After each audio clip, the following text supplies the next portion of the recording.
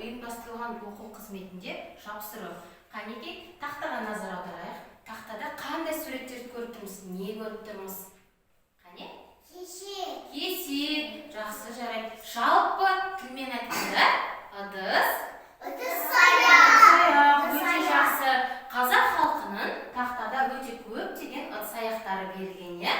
Мысалға, оларды атап өтсек, табақ, тостаған, астау деген сияқты қазақтың өте көптеген ұлттық ыдыс-аяқтары бар екен. Соның ішінде бүгін балалар қазақтың ерекше ұлттық ыдыс-аяғына тоқталып өтсек, ол табақ деп аталады.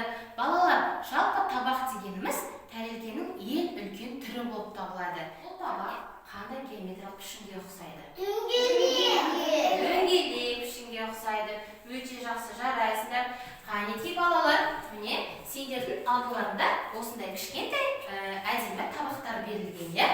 Қараңдаршы, бұл табаққа не жетіспейді? Не істеуіміз керек бұл табақты? Бұл табақты біз әдемі қылдыруымыз керек, Өте жақсы.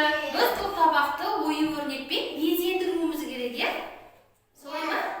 Жақсы. Сол кезде біздің табағымыз өте әдемі болады, Жақсы, жарайсыңдар. Қанекей, ал табағымызды қандай ою-өрнекпен әшекейлейміз? Кім біледі? Қандай ою-өрнекпен әшекейлеуге болады? Жалпы сендер қазақтың қандай ұлттық ою-өрнектерін білесіңдер? Балта, жақсы. Тағы да. Айлин, білесің бе? Қандай ою-өрнектерді білесің? Қошқар мүйіз, өте жақсы. Тағы да. Арқа мүйіз, өте жақсы. Бірақ отанның көзі, өте жақсы. Сендер өте көптеген қазақтың ұлттық ою-өрнектерін біледі екенсіңдер. Бірақ соның ішінде бүгін біз балалар табағымызды қошқар мүйіз ою-өрнегімен әшекейлейміз. Тақтаға назар аударамыз. Міне біз әдемі қиылған, әртүрлі түстен қошқар мүйіз ою-өрнектері бар екен. Тақтаға назар аударамыз. Қандай қошқар мүйіз ою-өрнектерінің түстерін көріп тұрсыңдар?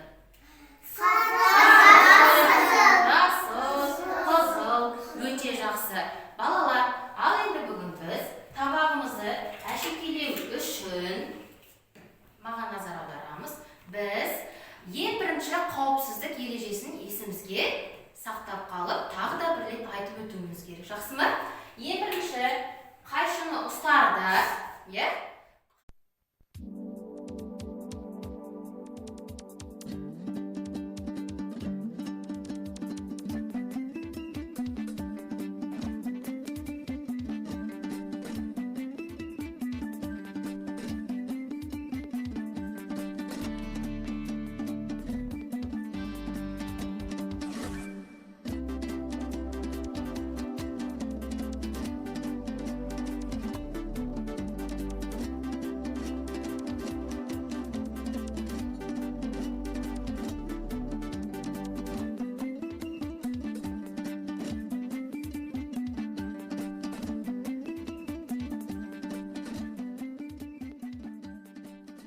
балалар, жасаған табақтарымызды көрсетесіңдер ма маған? Табағымыз өте әдемі болып шықты, Сендерге ұнады ма? Ендеше бұл табағымызды аналарына немесе